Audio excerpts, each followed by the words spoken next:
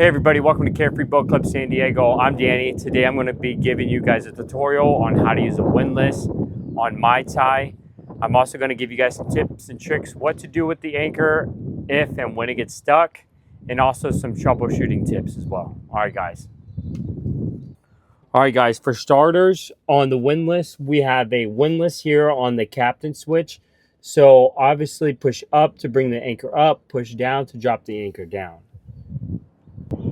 Okay, next step. So our anchor is going to be inside the anchor compartment in here. You're going to obviously lift this latch up, and then I'll show you guys the rest.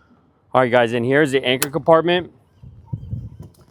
So in here, first of all, I want you guys to be paying attention to this note right here. It says, on occasion, you may have to clear the pile of rope from under the hose pipe to make room for the remaining road.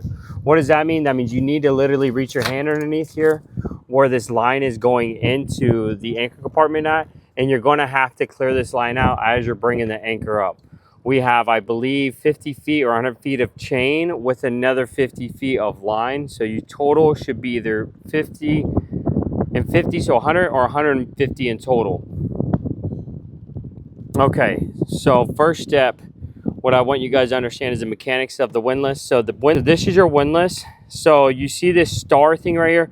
This is actually what's called a clutch. What I want you guys to always make sure you do is just tighten it up. Make sure you turn it like it's a peanut butter jar lid. Just make sure that's tight. That's your clutch. It's basically what's telling the motor to bring the line up and down and push the tension on the motor to cause it to let the line out or let it in. If this is loose, which if you can loosen this by hand, then that's loose. If you can tighten it up by hand, okay, great. It's probably going to come loose again.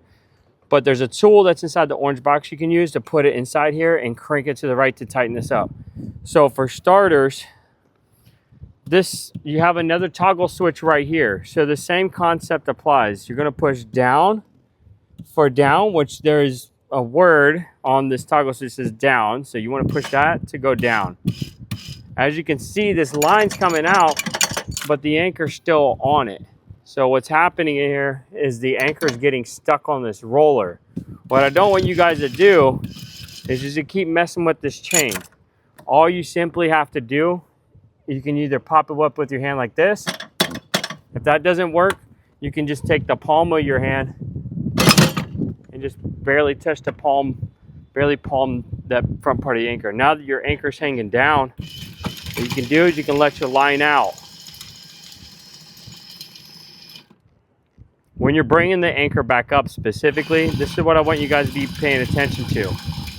As I'm bringing it back up, I want to be going slow. I don't want to be going fast and having this thing whip up. The second tip I'm going to give you guys is don't do the windlass by the captain seat unless you have somebody right here on your bow looking at this compartment. If you have someone right here on the compartment, they're able to see what's going on, and plus you're going to have to come up here and you're going to have to move this line out from underneath the windlass anyways.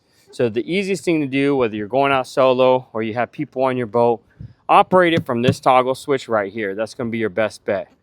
Again, bring the anchor up slowly. You want to do it in these increments like this. Bringing it up as you see the anchor side where your anchor's not swinging down and hitting your bow, causing tailcoat damage either. Once I get that anchor up, that's it. That's all I need to do. You don't need to go super tight and keep pulling it up and up and up. You don't need to do any of that. What I do is as that anchor's out, I'm taking the rest of this line and I'm wrapping it around this cleat. So I'm gonna go down, give myself a little bit of slack, and then I'm wrapping it around this cleat because that's why that cleat's here, to lock that anchor into place where that anchor doesn't fall. So all I do is these little adjustments, make sure my line's good. I can now tighten it back up a little bit. And now my anchor, this thing isn't going to go anywhere. All right, guys, so that's the tips and tricks on how to work this windlass. Let me get into the troubleshooting tips now as well.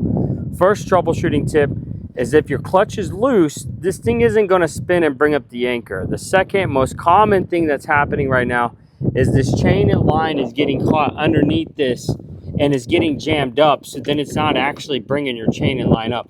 So what you want to do is just keep reaching your hand underneath here and just keep moving it out of the way, making sure this area underneath here is clear so your chain and line can feed freely down there. Okay guys, you're sitting at the captain's seat and your windlass isn't doing nothing. You're hearing a little clicking sound. 99% of the time, that's because you popped the fuse. Either you tightened it up too much and you popped the fuse on the windlass. So I need to show you guys where that fuse is at. If you come over here underneath this seat where the battery compartment's at, you're going to see a nice fire extinguisher. And right here is where all your fuses are going to be. So 99% of the time, this is going to be your issue. So what you're going to look at is these things are going to be popped. I believe this one's for the windlass. So if this 29 is sticking down, what does that look like? It looks like that. So if that's facing down, what you're going to want to do is just click it back up. That re-engages the circuit. It allows you to have power to your windlass. These are also push fuses. All right, guys, that's about it for the tutorial. If you have any questions, comments, let me know.